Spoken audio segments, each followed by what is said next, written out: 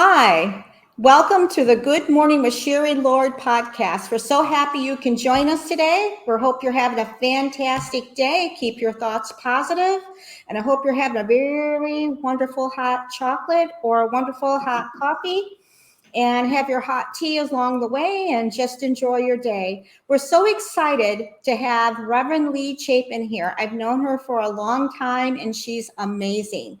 And she has many gifts to share with us today. And her topic is about the Akasha records and our soul's contracts. That'll be the topic for today.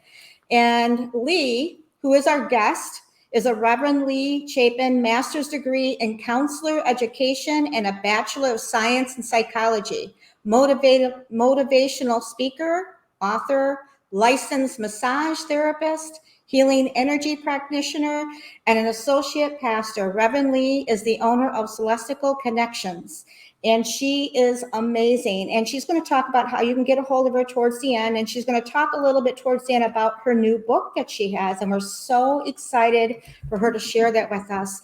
Welcome, Lee. We're so happy to see you and connect again. I'm excited. I'm really happy that you're doing a podcast. You're doing fabulous. I'm really excited and happy for you. So. Well, you are an expert. I've been on your show so many times over the years, and I'm getting it and I'm learning and everything is moving forward with it, and I'm having fun with it. I'm just excited about all the wonderful people we get to share the topics with and have anybody watching us, you can chat. So if you chat, we will bring you in. We will bring you in on chat. So we do have comments here. So let's see if there's anyone. Hey, we got Stephanie. Let me see if we can show Stephanie. We're going to bring Stephanie up. Can anybody see Stephanie? I know Stephanie. Stephanie Jarvis. Thank you, Stephanie, for joining us. So thank you for your support. And you have any questions for her along the way, definitely chat them right here because we want to connect with you too. So you want to talk about the Akasha records and the soul contracts. Can you tell us a little bit more about what the Akasha records are and soul contracts? Can I first preface a little bit about why I was interested in this? Yes, we want you to explain. Oh, okay. Well, years and years ago, back in the 80s, I worked as a mental health therapist on a psychiatric unit. Yeah. And it was before I started channeling. And I just had this vague feeling or knowingness that there was a better way of helping people than what I was doing as a traditional mental health therapist. But I was not into metaphysics yet in full depth or understanding. And I didn't know about Akashic records. I didn't know about soul contracts. I did have an understanding about reincarnation, but I just had this vague feeling there was just a better way of helping others. So when I started channeling in 1993, I began to work with my first guide named Grand, and then I moved on working with the archangels and the Holy Family, and then began to work with Archangel Michael primarily as my guide who helps me work with the Akashic records and help people understand aspects of their life from their past lives. So that was kind of my interest in it and how it all started. But the Akashic records really is what we call a divine library, or it's called the Hall of Records, where all the information is kept about every soul, about every action, word, deed, every aspect of your soul journey that is held within those records. And how I work with it, everybody works differently, but how I work with it is because Archangel Michael is my primary guide. I call him my guardian or my gatekeeper. He is there to help me to access the records as I tap into the records and ask permission to go into the records through the Lords of Karma. But through Archangel Michael, he actually brings me telepathically that information about someone's records. Wow, that is amazing. And this is a passion. It feels like it's a deep passion for you.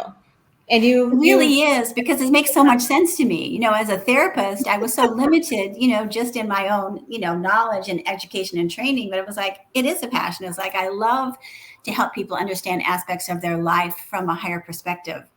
And as I tell people, you don't really have to believe in reincarnation. You don't really have to believe in what you've lived before, or even if there's Akashic records.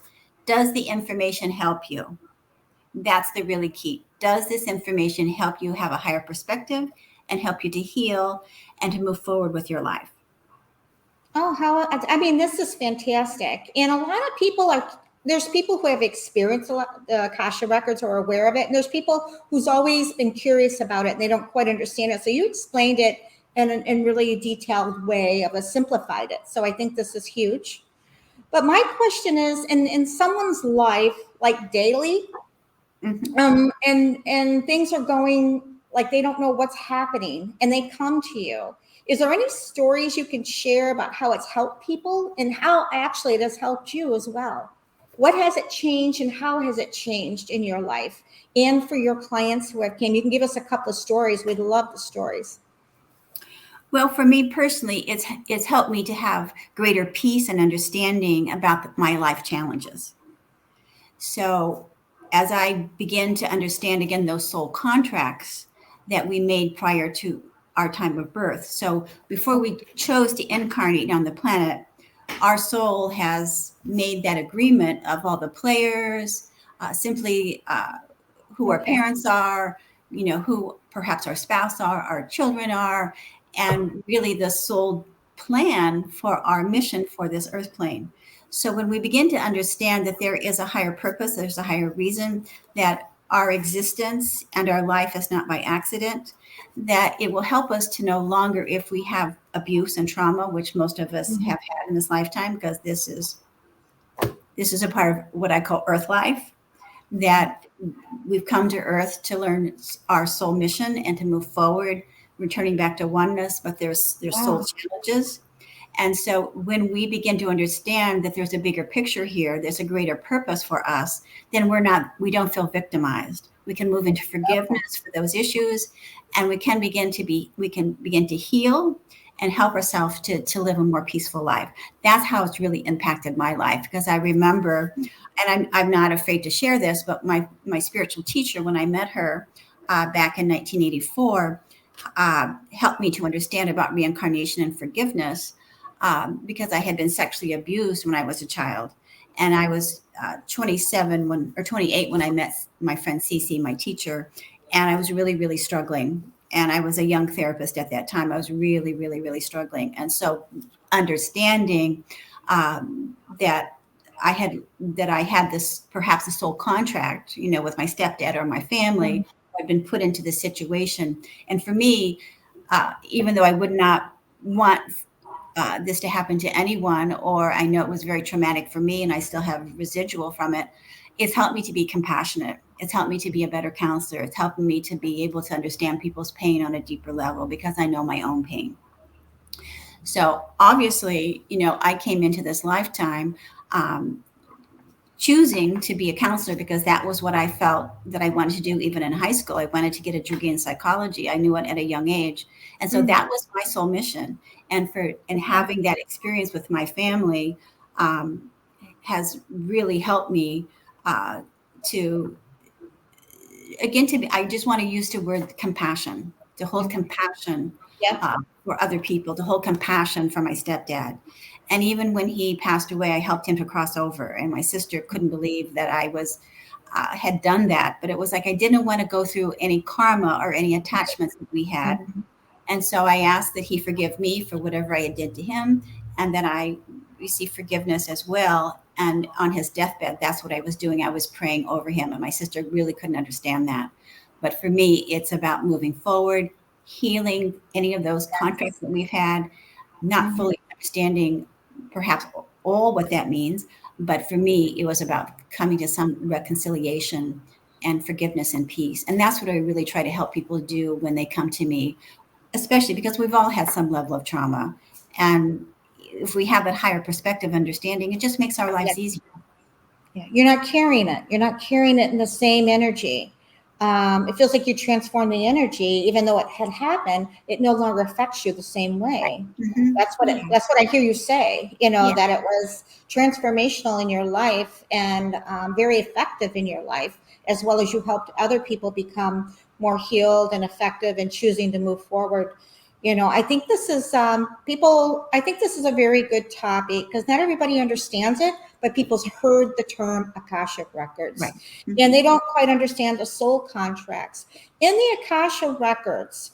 When you say you go to the Akashic records, do you erase something, or is that just transformed energy? Can you go there intentionally to clear something so you don't have to relive it? Well, like I said, everybody works different, but how I Right. work is Archangel Yep. Michael will help bring that information. One specific client came to me, and she had a son who had mental illness, and she didn't really. She wanted help understanding how to work with him, and I remember doing a reading for her, and I went into the Akashic records, and it sounded really bizarre.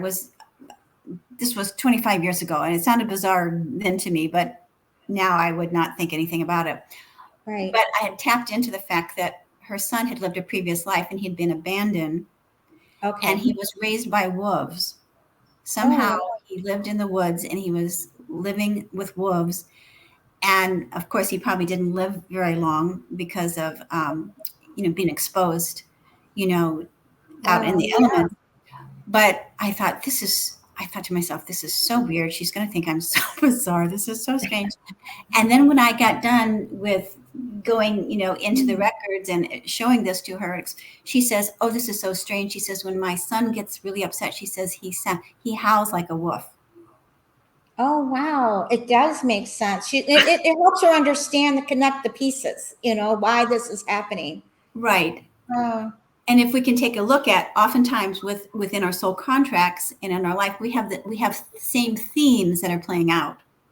So we have these themes of abandonment. We have these themes of rejection. We have these themes of loneliness. We have these themes of uh, being abused. These things keep themes within our soul cracks coming back within our soul, so that we can then master the emotions and master the energy and the frequencies, so that of what's charged around that from other lifetimes, so that we can heal from it.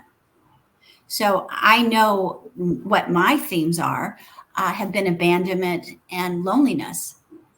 And uh, once you begin to understand this, then you can ask the lords of karma, you can ask your guides, your angels, whoever, to begin to help you to begin yeah. to heal those layers from those past life frequencies that you're really trying to master. Everything is about self mastery. This is all about returning back to oneness and self mastery, which we'll talk about in my book, but which really is what my new book is about returning back to Oh, self wow. mastery and helping us to move forward in our lives with ease and grace. We see and we know in this world there is so much chaos. And, I worked in the mental health system since 1980. And Mhm. back in the 80s, they closed a lot of the mental health centers, and they Oh, closed yeah. units Hmm. because of budgeting. And Hmm. it's like, what were these people? Where are these people going to go? How are they going to be helped? Well, now fast forward 2023, we're in a major mental health crisis. And now all of a sudden it seems like a new idea. you Yeah. know, what Isn't that people funny how it kind of comes back around in a different all way? comes around. And it's like, we really, really need to We help need people. it. We Yes, really we need do. to help people understand and help them with their pain. And the work that I do is not for everyone, but it is for those who are spiritually awakened, who may want to understand a higher spiritual perspective. Who my clients typically are people who are struggling.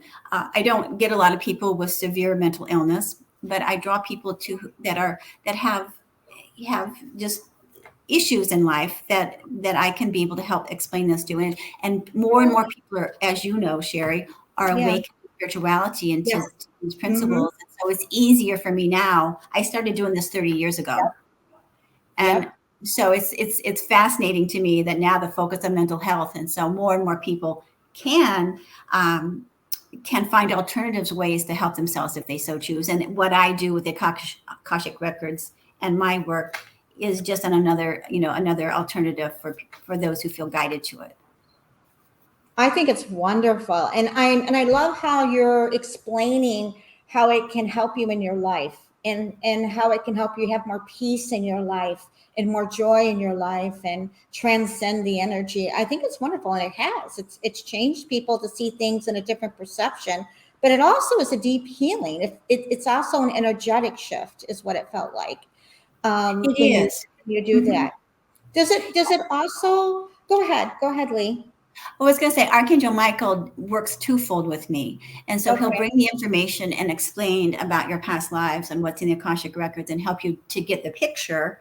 But then right. also, if you're ready, he'll actually do a spiritual healing and clearing and energetically clear the imprints or the patterns or the Okay, beliefs within you that energetically. okay. So it's twofold.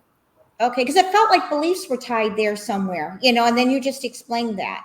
Mm-hmm. Yeah, it brings it to light. The understanding is huge. And then how you can heal that and move beyond it is huge too.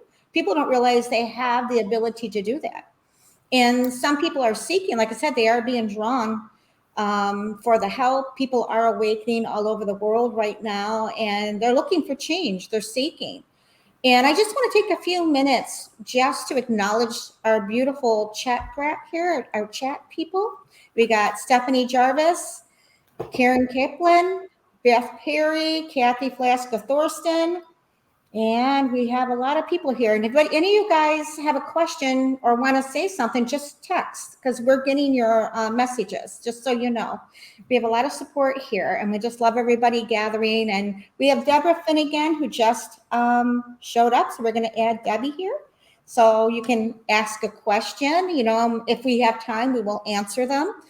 But we're so happy to have Lee here and her knowledge and her wisdom and her expertise of what she does and how she helps people and a better understanding of the Akashic records and the soul contracts. A little bit about the soul contracts. Can you rip up a contract? Can you change a contract? I know we come in with it already before we come in, with our contract, but can we change that? I believe that we can because we have free will choice. Mm-hmm. And so, as we come in as spiritual beings, we have made these contracts, but we do have free will. So if we want to have a different outcome, or we decide that this is not what we're going to do, we have that free will to shift our and create our reality. Wow.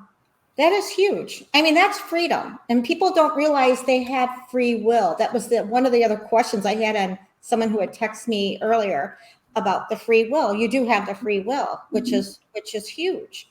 What else can you explain about soul contracts? I see marriages. Let's go there because a lot of people have had several marriages, and not only in other lifetimes, but current life, and even just one marriage. Can you rip that up? Can you change that even though you're in it? Or if you're divorced and you want to move on from it so it's not still connected to you in that way? I mean, can you give an understanding about the marriage contracts? Well, my understanding is that we come in with certain people. We may Yes. come in with them for Yes, a we do. lifetime, or we may Mhm. come in to them for a specific reason. Yes. Sometimes people come together because they need to bring the children in, Yes, that's and true. then for whatever reason, that particular DNA of the children need to be brought forth between those parents, Yep. or that that bond of the family unit needed to be brought forward, and then the parents move forward into another relationship, or stay single, but Right. nothing is ever really static. And so when we can understand that uh, how do I say it, everything is for purpose and good. I always Okay. trust and believe that everything is in divine order and everything is for purpose and good. Okay. Even if our marriages don't last, there's a reason that we came together. We came together to help each other. Oftentimes we come together to clear karma. That's why we've come together, that we've come together to clear the karma from past lives. And Okay. and that's why oftentimes relationships are contentious. They're not always easy. So Mhm. it's a blessing when two people come together and there's very little contentious behavior. That's a true blessing of souls. Okay. But most people come in and there's that level of conflict. We mirror to each other what needs to be healed. So in my own relationships, I can see how that, how do I say it, that those relationships that I were involved in have helped me to propel me for my soul growth. It may be very painful what I've experienced, but it was necessary for me to find again my own self-value or my own self-worth, or to begin to understand aspects of myself that I needed to grow within my soul. So instead of being bitter or angry or resentful, it's a matter of how did this person really was a gift to me. This person that I maybe have been married to, that I was angry with, or a parent that I was upset with, they were there as a mirror to us to help us. And even like with being abused as a child, in many ways, I have to say that was a gift in a sense for me to be able to find my strength, to find my compassion, to be able to grow spiritually, as a human being. Would I want to go through that again? No. But I know that level of strength that I have, and perhaps that's what I needed. And it's the same with marriages. If we can not fight and be bitter, if we can honor the other person, and it's always about acceptance. It's always about being able to accept and understand that this other person is doing the best that they can. And if we can take the high road and we can be able to see from the higher perspective and have a higher understanding, then things don't have to be contentious. Wow, we really love what you're sharing and the wealth of information you're sharing with everyone, because this is very beneficial. And we hope to reach a lot of people. So everybody here, we really hope you share this video so that we can reach more people, and so people can get better understanding and find peace in their own life as well.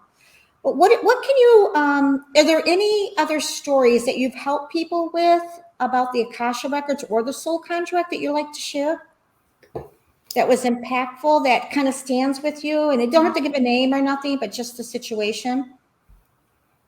You've helped a lot of people. I know, and sometimes it's hard for me to pick something out of my mind.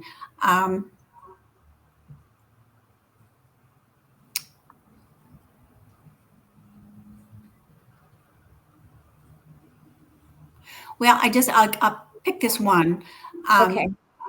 There was someone that I knew that had like what I call a sex addiction, was always seeking attention or was focused outwardly, and helping them to understand that in another lifetime that they were a priest in Atlantis, and they worked in the healing temples, and they worked with tantric sexual practices as part of spiritual evolution or development.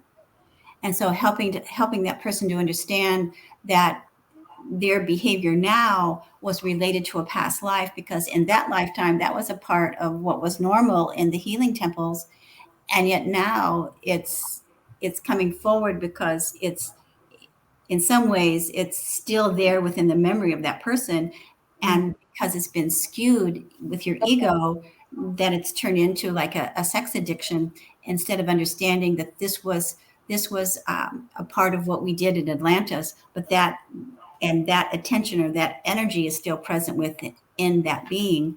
And yet now it's like, okay, I understand this, and I can then begin to bring some resolution of how I can maybe change my behavior or understand this better. It's like with any addiction that we might have. Say smoking. I've had people who smoke. They've been Native Americans. They smoked a peace pipe, and so there's no judgment for them if they accept the fact that, okay, if I still want to smoke, that's okay. If they want to quit, that's okay. But that's a part of the contract, or not the contract, but the Akashic records, the energy that's still within our cellular memory. Okay. That caused us to do that. I happen to be an iced tea drinker, so I'm sure that I drank lots of tea in England because my last name was Chapin, and I'm English. So it's like, it's just really funny about how even the smallest of things that is still held within our DNA that we're drawn to. It's quite, I don't know, I think it's quite fascinating. It's really, really, really fun. It is very fascinating. What about alcohol? There's a lot of people who have alcoholism. A lot of people have that. What was your, I know there's different situations for different people, but what's like the silver lining with that? Really, what's the cause of that? Where does that come from? the Akasha records or their past lives, soul contracts, or their self-esteem, or Well, a lot of that, again, comes from our ancestral lineage. And so, of course, it's passed down through our DNA. But okay, it may well be, and everyone's individual, is that this person has come in with this addiction because perhaps their parents or their family members need to hold compassion. okay, Maybe there's a level of my family people are judgmental or they're okay. not accepting, and so it's a matter of I'm going to play this role to help open people's hearts. Oh, You know, wow. Okay. so it's like when my nephew, my brother's children all came in with cerebral palsy, three of them, and I remember when I was young, I didn't understand that, and I was told by my guide that my nephew Aaron came in with an errand. Oh, wow. His mission was he had an errand, he had a mission, and it was really about opening hearts and compassion. So perhaps this person, my nephew, has come in with this disability and it's a struggle. Not only is he learning his soul lessons, but he's also helping Hmm. our Other people. our family members. So it's the Yeah. same also. And Soul I growth. make everything individual, but I know with alcoholism, with certain ones that I've worked with, it's really about helping others to understand acceptance and forgiveness, Okay. and it's being able to embrace to embrace this person and not be judgmental. Oh, wow. Beth Perry has a little question mark, and she says, "How do we access the records for ourselves?" Can you give her kind of like a general what she can do? She is spiritual, and she is from Michigan, I believe, Waterford. Well, there's this little book called The Infinite Wisdom of the Akashic Records by Lisa Barnett. Ooh. And this really is the best way for you because it talks about the Akashic Records. It has prayers in there, and it shows you how to open the Akashic Records for yourself. Oh, that's good. That Yeah. is really good. The references is really, really, really important. So The Infinite Wisdom of the Akashic Records by Lisa Barnett. But simply what you can do is hold the intention Yeah. and do your prayer of protection. And if Mhm. you have a guide or a master that you're working with, or if you don't, you ask your higher self for protection and call in the Lords of Karma and hold that intention to be able to access the records and begin to set what I call a daily practice. Like I've been doing this work for 30 years. And so my work has become proficient because it's a daily practice for me. Oh, wow. So it's a matter of you begin to work with the Akashic records if this is really you want to do, hold the intention that you can able to tap into them. But oftentimes people get discouraged because their mental mind is too busy.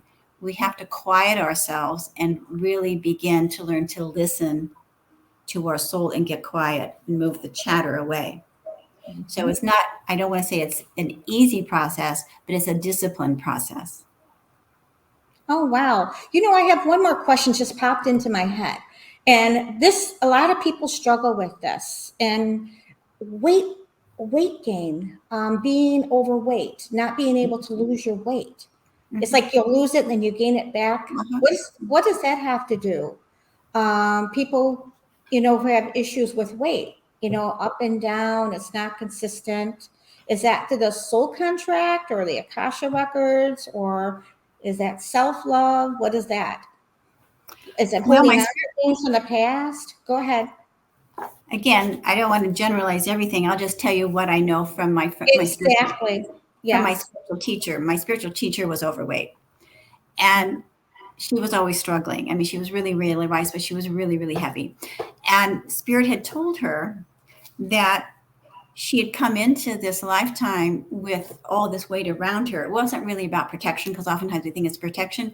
She needed Yeah. to be heavy because she needed to be grounded Oh, into the earth because wow. she was so spiritual that she was always, out of her body because she was a very advanced soul. So the weight really was like an anchor. And Okay. even though it was very difficult for her, that was the explanation they gave to her. Uh, Wow. for other people, it It's may be about their own self worth, but it also may also be the fact that people have also lived in times where they've starved to death. People have been in the what have been in the potato famine. And so people have that cellular memory of I'm starving, even though they're really not starving, and Okay. so they're feeding that because that memory or that memory within our cellular memory is like, okay, I have to protect myself, I have to keep myself alive. So those are some of the instances, but like when I see someone wanted to ask about sugar. So, we could go in, we can give, everything's different. I never ever know. And Sherry, as a reader, you never know. Everyone's individual, but it's a good question. That was a good question about sugar. Yeah. And so you never know that, you never really know the answer, because even when I do readings, I'm like, oh my God, it's like, I'm still surprised by the information. And so it's always really fascinating. It's different for each person, depending on where they are, Yes. each individual. Mm-hmm. Wow. And so the person with the addiction with sugar, my sense is that it may be that the sugar represents sweetness, the sweetness of life. And so perhaps there's a bit of a bitterness in your life, or a sense of, I don't not necessarily want to say loneliness, but that, I keep hearing the word bitterness. That this is a balance for you to find joy in your life, find sweetness in life. So that's what I'm sensing with this particular person. Wow, that's pretty good. Thank you for sharing. We have a couple more questions, if that's okay. And I have some that people have texted me. And one is from Candy English from Port Charlotte, Michigan. When we are signing our soul's contracts, do we add lessons we didn't learn in our past lives? Indeed, that's why we have come back to do it again. That's a good question. That's a good question. Hey, can I share something real quick? This is really funny. Then you can ask me another one. Oh, so awesome. So my little niece was around 3. I had come back from Florida, and I was with my husband, Don, at the time. Cheyenne's now 27 or whatever, long time ago.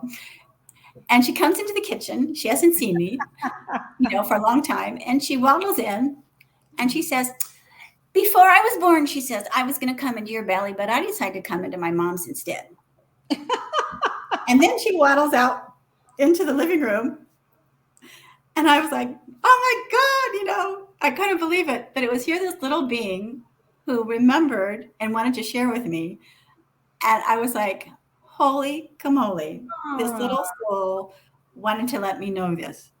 And so I had to laugh because, she has a great family with what I call, a normal family. She has nice parents, brothers and sisters, and she has a normal life. If she'd been with me, she'd been a little hippie kid with, studying metaphysics. And so I always say, what's wrong with Aunt Lee, but it was like, she chose a better life for herself. I have to laugh. So every time I think of her, she could have been my daughter, but she, isn't that interesting? Jumped me. She changed her soul contract.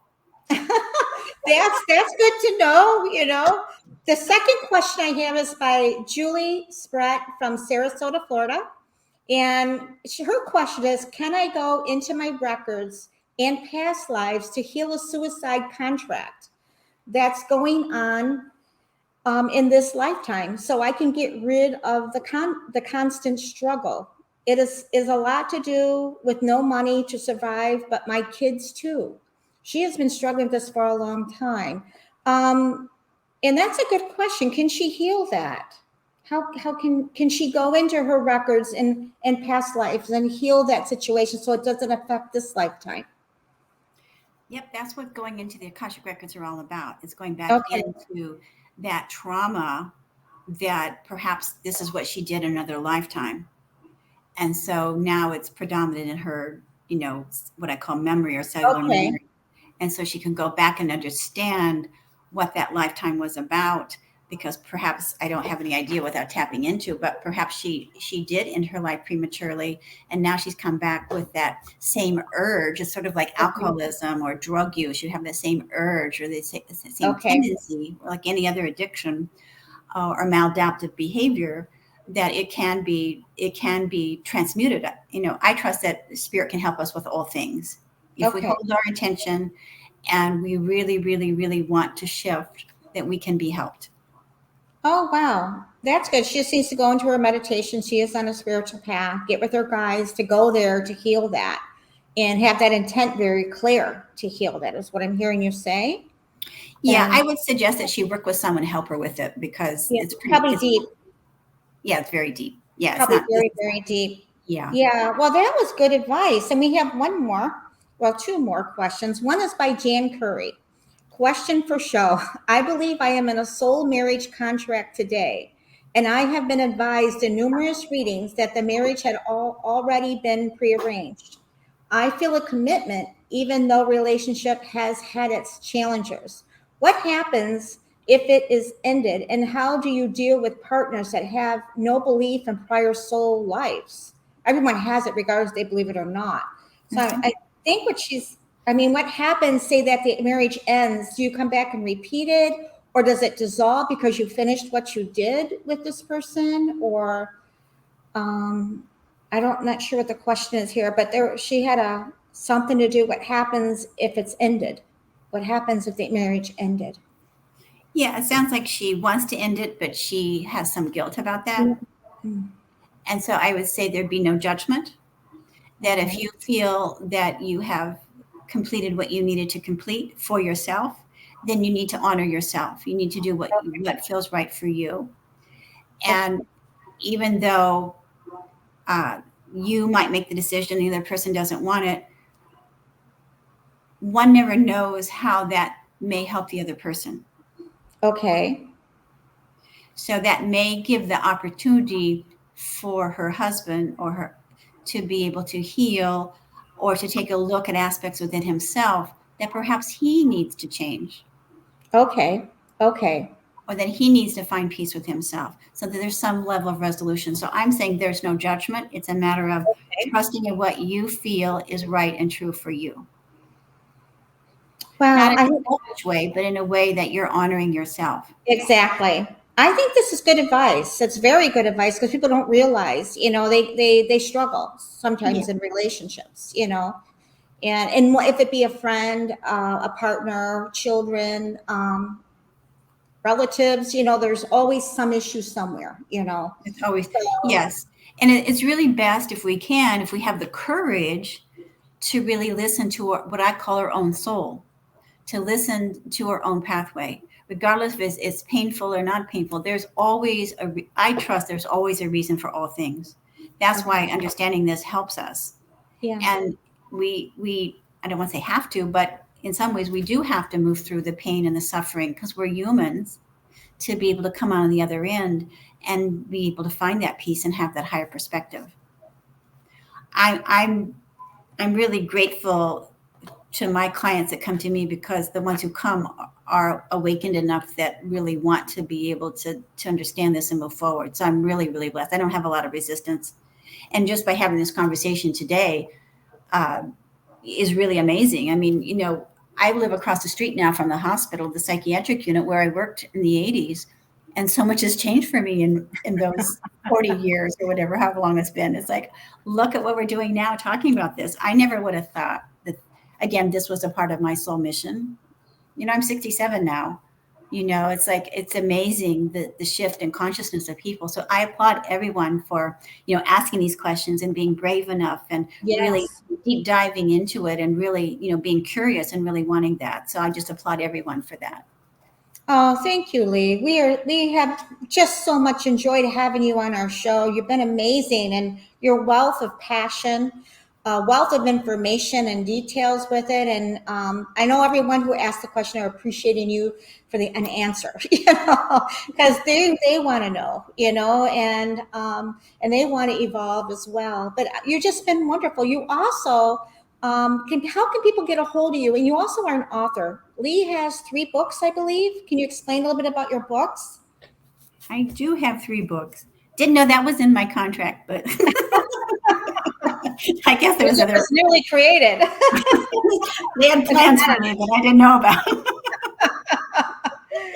Yeah. She's an Yes, amazing author. Yeah, she's a good author. Well, I don't feel like a natural writer, but I do. They're all channeled material. My Yep. first book, they're all based on this. Excuse me, I'll start back. My first book was brought forth in 2005, and it's called The 12 Mastery Teachings of Christ, and it's the essence of Christ's teachings. And so Okay. there's 12 lessons starting from love to joy, and they're all encoded with Christ's energy and essence and his teachings. They're encapsulated in a very small book to help us when we need to find peace or hope or faith. And it's like a little like a little guidepost manual or a book or whatever. We go where we need inspiration. So that was brought forth in 2005. And then in 2017, or I don't know, a few years prior to that, I published in 2017. Christ came to me again and said, "Oh, excuse me, but there's another book." And I'm like, "Oh no, another book? Oh no!" So, oh my God. So, because you know how it is, it's just you hear what you're told to do and you do Yep. it. So the second book is Divine Union: The Love Story of Jesus and Mary Magdalene, and I love this book. And it's the love story of Jesus and Mary Magdalene, and how they were twin flames, and how they held the template of the divine masculine and the divine feminine for all of us to be able to return to balance, to be able to come into union with ourselves and to find that peace. But through the story, it talks about how they were childhood, that Mary helped him through the crucifixion, that he lived on through the crucifixion, and that they went on to have children. And then my third book, which is again, they said, "Oh, by the way, excuse me, another book." And I'm like, "Oh gosh." Third book, which is the story of Sarah, which is the daughter of Jesus and Mary Magdalene. It's called Sacred Wisdom: Teachings of Sarah, Goddess of Peace. And that was published last year, June of 2022. And Sarah is the template. She's the balance. She's the Holy Grail. She's the missing Holy Grail. People are looking for the Holy Grail at the Last Supper. It is Sarah who is that Holy Grail. She's the chalice that holds the union of the template of divine masculine, divine feminine. So she has come forth now in this time of great chaos on our earth to bring new earth codes and new earth energies and new frequencies of balance and peace to our planet. And so this is what this book is. It's also an instructional manual in a way. There's pictures in here from my friend Pam Wozniacki, never say her name right, Wozniacki, Pam Silver Ego, and she's captured these new light codes and throughout the book. Oh, wow. So a lot of us have captured these on our camera, but these are the new frequencies and the light codes that Sarah is bringing, that is helping us in our enlightenment, in our ascension. So this really is a really, really powerful manual as well. So those are the three books. I'm sure that if I live long enough, probably in my soul contract, there'll probably be another. Lee, we can't thank you enough. We're so happy to have you. You know, you've been a very special guest on our show, and you know, you've just been amazing with the wealth of information and details again. And what we'd like to know is how can people get a hold of you? We know we've been scrolling your banner and your information on the bottom, but can you kind of give them, is there a phone number? Is there a Facebook page or a website that people can get a hold of you? How can they contact you? They can go to my website. It's leachapin.com. It's LEACHAPIN.com. My telephone number is 727-580-3016, or they can email me at leachapin@gmail.com. I do have a YouTube channel where I have a lot, I couldn't say, not a lot. I have probably around 300 audio recordings of my weekly Mary Magdalene teachings every Monday morning for the past 15 years. Wow. I channel the wisdom of Joshua and Mary Magdalene, and those are on my YouTube channel. I also have an Instagram channel as well, and my Facebook page. And so if you just Google my name, Lee Chapin, you'll find all that information. And again, if you want to be a part of my teleconferences, I do a weekly Mother Mary Magdalene and Joshua conference every Monday morning at 11. Once a month, I actually channel the Essenes, which I am doing tonight. And so I have a teleconference class that I teach once a month, and I channel the Essenes. Many of us are former Essenes, and the Essenes are here to help us to remember our connection to our community and to our power, because as the Essene community, especially after Christ was crucified, and through that period, a lot of us felt this sense of aloneness. And so I gather a small group every second Tuesday, I guess, of the month. And then once a month, I now have started working with what we call the Sisterhood of the Rose with Mother Mary, and I do that as a monthly teleconference class.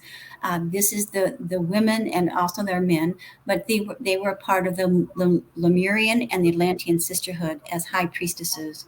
And I channel that information from Mother Mary, and in the sense that we're helping to remember our Atlantean and Lemurian sisterhood as high priestesses and our power, stepping back into the divine feminine power. So those are the things that I do, besides doing my readings and writing books and doing interviews. Well, thank you so much for sharing. And always we want people to, you can also access that information about Lee on our website at www.sherrylord.com. We have her bio. You can also revisit the video that we just did, the podcast today, and you can rewatch it there or rewatch it on Facebook. She will also be sharing it as well as we will be. And her information's there, and you can also access the upcoming guests that we have coming on. And I think we have Michael Suscott or Mikkel Suscott will be coming next week. And we're just so thankful to have you again, Lee. Thank you so much. And we just want to say namaste. Everyone, keep your thoughts positive and keep your vibration high. Thank you all. And thank you for joining everyone who chatted with us today.